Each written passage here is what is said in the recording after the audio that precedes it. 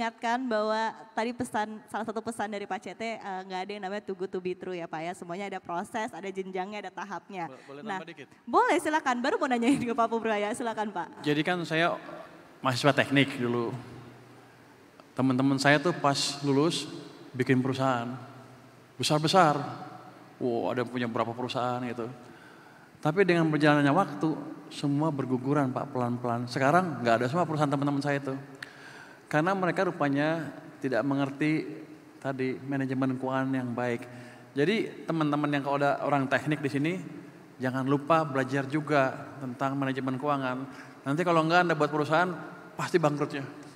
Nah ini dia mau ditanyain langsung ke Pak Purbaya ya. Sebagai seorang yang ahli gitu kan. Sebetulnya kita belajar keuangan itu harusnya mulai dari mana sih Pak? Karena kan banyak banget nih tahapannya, mulai dari nabung, terus ada yang namanya investasi, belum kata orang tuh juga kita harus punya asuransi misalnya gitu kan, itu kan tahapannya ada banyak tuh Pak. Strateginya mungkin yang bisa di teman-teman pelajarin tuh gimana?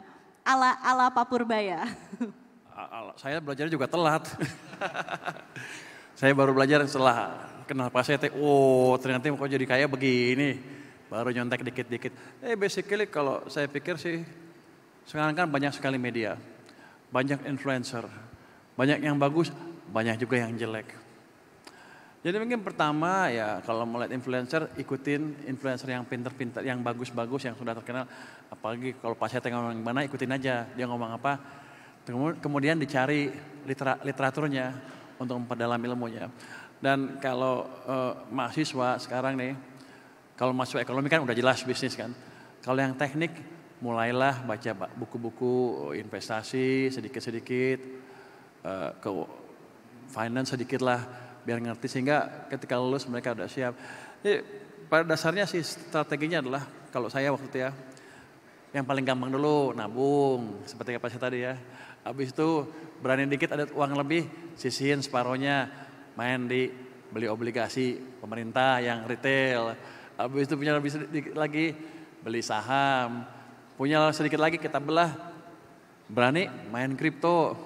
Tapi gini, semua investasi yang beresiko itu harus dibekali dengan ilmu yang cukup. Untuk kalau saham jangka panjang, ekonomi, perusahaan. Kalau yang jangka pendek, kripto atau yang saham jangka pendek, mesti belajar technical analysis.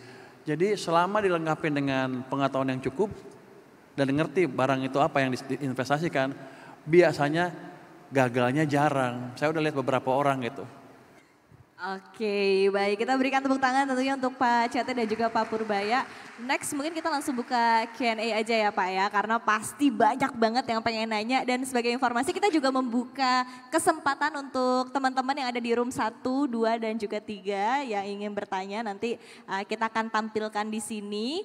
Kita akan mulai dari teman-teman yang ada di sini dulu deh, boleh?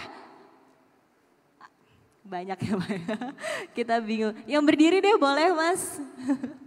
Kita akan cari yang paling semangat ini untuk bertanya.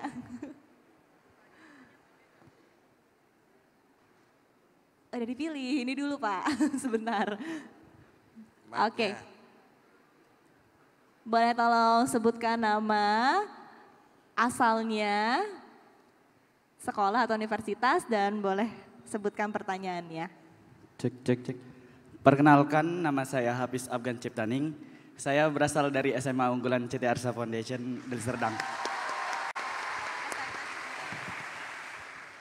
Jadi Pak, pertanyaan saya, mengapa LPS tidak menjamin semua jenis investasi seperti saham atau reksadana, dan bagaimana kebijakan LPS mengenai suku bunga di pinjaman deposito?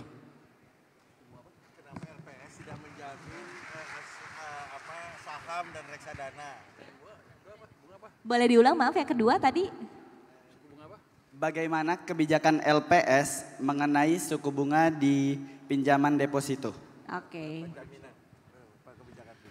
Kenapa LPS nggak menjamin reksadana, saham, kegedean pasarnya?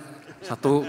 Yang kedua, uang saya itu yang 260 triliun itu asalnya dari bank. Jadi setiap tahun saya kutip 0,02% ya. dari perbankan saya nanti dipakai kalau banknya goncang. Jadi uangnya sebetulnya bukan uang saya, tapi nanti strateginya adalah kalau ada bank goncang yang nyelamatin uang dari bank itu juga. Jadi industri menjaga industri gitu. Kalau yang antara kusut, kalau saya suruh jamin saham, saya pasti bangkrut bentar aja. Rugi saya. Kecuali saya narik juga dari saham. Tapi biasanya yang tahu risiko seperti itu, kita anggap mereka sudah mengerti risiko. Jadi tidak perlu dilindungin. Yang kita lindungi adalah rakyat banyak yang tidak terlalu mengerti risiko. Terus untuk suku bunga, bagaimana suku bunga deposito? Jadi gini, setiap bulan kita evaluasi bunga di pasar berapa sih. Nanti ada rumusnya tuh, dari situ tingkat bunga penjaminan yang pas berapa. Biasanya sedikit di atas bunga pasar ya. Hanya begitu aja, segampang itu. Tapi kadang-kadang kalau kita lagi nakal juga kita naikin tanpa rumus.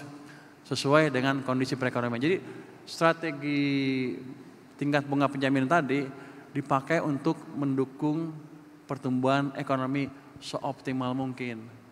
Itu. Terima kasih ya Pak.